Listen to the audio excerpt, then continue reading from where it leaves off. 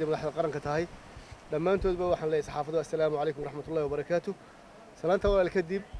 waxaan ku sii adkayn lahaa oo xoojin lahaa hadalka wasiir cismaan cabdullaahi saxardiid caddaani uu inooga warramay xaqiiqatan shirkan wuxuu daaran yahay ee aan isugu yeedhnay saxaafaddu waxa weeye kolley baraarujin iyo wargelin iyo runtii mar labaad oo walaalaheen dadka maartay dee xilkii qaaday ee jeebkoodii ama maartay qoray oo runtii muddana ay ka dambeysay inay soo bixiyaan wixii ku qornaa oo ballankii ilaahay la galeen ummaddana ay u galeen ay u soo dhammaystiraan walaalayaal waxaa ka waraysan muddadii aynu ku jirnay hawshaas bishii Ramadaan bay ahayd bishii Ramadaan waa cibaada lagu jiray waxa kaloo soo raacday bishii Shawaal oo iyada cibaado qayb ka mid ah la waday intaana gud waxay ku hawlaneyd soo ururinta iyo dabagalka kharashkii iyo lacagtii lagu yabo hay qaranka ahayd sidoo kale waxa jiray guddiina ku maqnayd safaro kala duwan oo ah safarada dalka jaarka ay nahay ee dibadda oo iyada laftooda dee ku maqnaa isla hawshan u maqnaa oo runtii ka shaqeynayay maartay loo soo ururin lahaa qaadhamadii kala duwanaa walaalayaal waxaad dareemi kartaan socodka ayaga iyo dadaalka aanu hayno iyo sida loo shaqeynayo iyo isla meel walba loo maray hadday tahay imika taariikhda guud ahaan waxaan jeedaa dadkeena barakacay magacyadoodii qayb ka mid ah maxaan ku leeyahay warbixinahoodii qayb ka mid ah qaarna aanu hayno qaarna ayna soo gaari doona haddii la yiraahdo waxa jira guddiyo kala duwan oo ku hawlan sidii maartay loo diyaar gareyn lahaa mashaariicda aynu insha Allah taala ilaahay ka baray ilaahay noo fuliyo ayaa jirta oo guddida ka mid ah oo guddahooda hoosaadiya ah oo qorsheyntii iyo maxaan ku leeyahay darjintii mashaariicda inoogu maqan sidoo kale waxaa jirta qaybo kale oo runtii har iyo habeen u baxa wasiirada arkaysaan iyo ganacsatada arkaysaan ee naga midka iyo mas'uuliyiinta axsaabtu runtii way lugeeyaan suuqay dhex maraan in aragteen waa laga yaabaa dukaan bay hor taagan yihiin walaalaheyn ay u noqonayaan maxaan ku leedahay daba socdaana waxaan ku codsanaynaa walaalayaal inay ixtiraamtaan oo walaalihiin ka biisaan dhibaatada haysata oo ah inay meel markasta diyaar u yihiin inay idinku yimaadaan iyo goob kasta aad joogtaanba taana waxaan odhan lahaa walaalaheena runtii ganacsatada iyo u badan maxaan ku leeyahay beeca mushtarka ee yabohoodii runtii ka soo jawaabay ilaa ay ma ka soo jawaabin kuwada jooga dalka kuwa maqana insha Allah wala xiriir doona kuwa dalka joogana si ballan qaadeen inay nagu dhaafin maalin walba waxaan loo sheegaa in wax ku soo account wax ku soo dhacayaan waxaan loo sheegaa in saadamay bari saadamay ay bixinayaan laakiin waxaan Allah walaalayaal ilaahayna idin soo fududeeyo waa wali xaaladdan ku jirno xaalad adag oo ma mooganin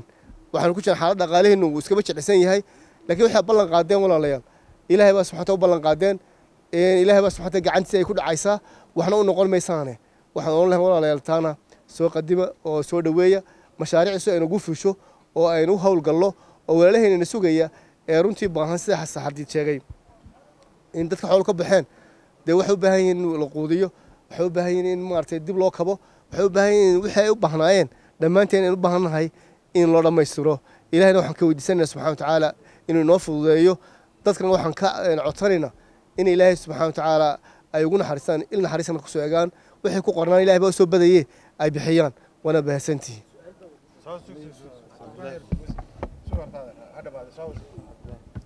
بسم الله الرحمن الرحيم مرتدى هذا القدام واحد دمية وزيرك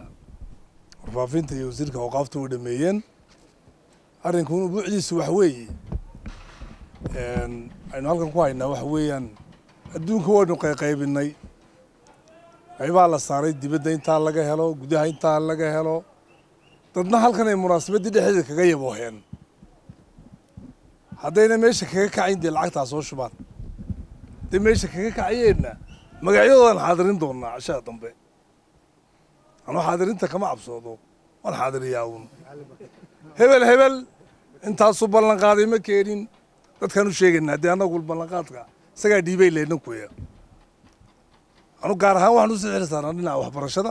waxbarashadu kamaanaan harin laakiin qoondadii loogu talagalay way keentay waxbarashadu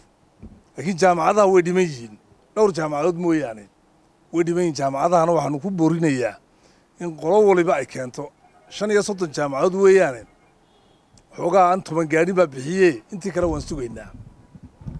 degdegina u keenaan 20,000 baa laga doonaya ardaygiiba laakiin inta badan waxay dhibaatadu ay saameysay ka daynay mooyaane inta badan ardayda yaryarayd iyo secondaryyaashu way bixiyeen waanan haynaa anagu intayna nagu talagalay qorshe ahaan intana siyaaday ka noqon doontaa insha allah ujeeddadeenna waxa weeye markaan adduunkaa isku keenno inaan maxaan qaban karnaa markaan idhaahno maxay intani tari kartaa maxay gooyin kartaa halkeen ku aadinnaa taasuu dambaynayaa hindise ma samayn karna haddaynaan adduunkii isku keenin shalay waa arriminay waa wada fadhinay waxaani arrinkii aan gebagabayno adduun waxaan idhahnaa aan isku keenno wixii wax inoogu harsaneen aan ka raadinno aan dabagalno bisha ogos kolkay aakhirkeeda tahay aan gebagabayna arrinkaas haynaga dhammaystirmo waxaasaynu haynaa qof walba wuxuu bixiya dadku waa loo soo bandhigayaa barbaqando la dooni maayo hebel intaasuu bixiyey iskuul hebel intaasaa laga helay heblaaye intaasaa laga helay dibadda intaasaa laga helay inta badan qaadhaanku haddaan markaa meesha lagu qorin jeeg halkaa golaha unbu qorinku kaga kacaa golo lagaga kici maayee nin weyn baa hadlay dad weyn baa hadlay madaxweyne horteed bay ka hadleen ashyaa dambe waan yeedhinaynaa hadday ku shubi waayaan dadkaan u sheegaynaa waxaan leenahay qorshihii iyo ujeeddadii laga lahaa si loo gaadho halla keena adduunkii la ballan qaaday hadduu dibadda joogay waad ogeydeen tiifiyada laga hadlaya habeen walba aniga 500 igu qor aniga 1000 igu qor aniga 600 igu qor dee 600 soo diri waay maqnatiis baan ku haynaa inagu ninkay Suudaan ka hadlaya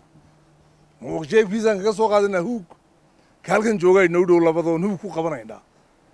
kuwaas way naga fog yihiin kuwan halkan balajgareeyay adduunka badan yaan qabanaynaa waxaan loo hawlgelinna lama helo wuxuuna waa dhaqaale ad qof jeebkiisa ka soo bixinayso ma hawl yara arrin hawl yar maaha nin walba ka yar meereysay wuxuu leeyahay talow inay kaga dhaafto oo nin hebel yar bixiyo oo laga yar kaaftoomo waa nin laga kaaftoomayaa ma jirtee intaynaan isku soo gelin ofisyadiinna lacagta ku soo shuba haddii kale anagoo soconaan imananaa shee dambana waxaad ballan qaaday ee dadka u sheegtay waad ka baxday baan odhanaynaa waan ku naadinaynaa sida maxkamaddu u naadina marta dacwadaha hebel dacwad baa halkaa uga furan dacwad baa u furan baan odhanaynaa waxaan aakhirkii gebagabadii odayaashaa dhameeyee dadku markii horeba iyagaa ballan qaaday iyagaa abaartii hore taakulada ka geystay ganacsatadeennu way mahadsan yihiin shirkadaheennu way mahadsan yihiin maantana wixii ay ballan qaadeen waan uga fadhinaa dadweynaha kalena waa uga fadhinaa ujeeddada shirkanna waxa weeye inaynu hawshii dardar gelinno oo iska dhammaystirno oo dadku wayna sugayaan maxaa laynoogu maqan yahay leeyihiin maxaa lagu wadaa bay leeyihiin dee wax adan la hortagnayna dadkii haddaba waxay wax inoogu dhinnaayeen aan yar dabagalno saabcadna han keenno arrinkaygu halkaasuu marayaa waad salaaman tihiin idinkuna waad mahadsan tihiin idinka laftiinna taakulay niga doonaya qolihiina yarare amba afka ku hadlo afka ku xoojiya amba adduunkeenoo nin walba oo laga rabaa calaa maqdara doolarka 10,000 kullu waxaan wala isku daray 1 malyan oo qof hadday $2 shubaan $2 malyan 1 malyan oo qof hadday 20 ku bixiyaan waa 2 bilyan oo shilin Soomaaliland lacag galbeed moosaan marka la isku daro laakiin haddii 4 qof uun la eego 4 qof shaqada way naga baxsantay haddii way wixii weydiinta badanaysa marka uu wax la yiraahdaa wax laga qaadaa sarmo badan dibibya laga qaadaa baa la dibibya ma taqaanaa sadii lagu sarsaro dhiig ba ka yaacaya idna waa dhiig baxaysa marka ninku baxsanaya ashyaa dambe baxsadkana aan ka ilaalina bulshada haddaynu nahay nin walba wax tarkalku ka geli karaya ka galo ninka shilinka helaya ka doolarka helaya ka 10ka helaya ka 100ka helaya arinku waa furan yahay suuqana dhalinyar baa la geliyey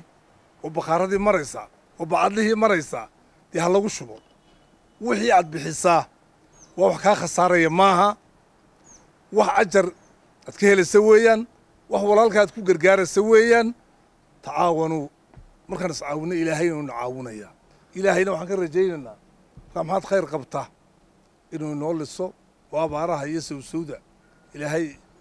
inaga soo furto innaguna arrinkeennii aynu ku kacnay ee madaxweynuhu ku dhawaaqay inaan kaga dhabayno aan wuxuun hidinno oo adduunkuna uuna eegayaa adduunkii waxay leeyihin maxay isku keeneen 7 malyan iyo dhowr boqol baan u maynaya inay ku baxday abaaraha Soomaaliya oo dhan shidoo bay sheegayeen faanayeen 5 malyan baan dibadaha ka keenay bay dhahan iyo gudaha 10 kunna lagama bixin gudaha kaarayaal bay kala haystaan lacag bay siinayaan innagana wax lacagta inta badan bixi waa dadkii gudaha weeyaan waa ganacsatadeenii waa sharaa'igeennii aad bay u mahadsan yihiin shaqaalaheennii waa ardadeennii hasan isku geysan iminkana tii umar isku geysananaayo insha allah inta ayaan ka roonbooy noo soo bixiye waxaa loo baahan yahay inaan fadhiga ka kacno oo hawsha dardar gelino annaguna kabahaanu soo gashanay bishaa waan habeen dhaar baan shaqaynaynaa haddii alla idhaa aakhirkana waxaan iskula imanaynaa qadarkaasaynu helnaye halkeen ku aadinaa ee ugu habboon asalaamu calaykum waraxmatullahi wabarakaatu jamaal ku dhufo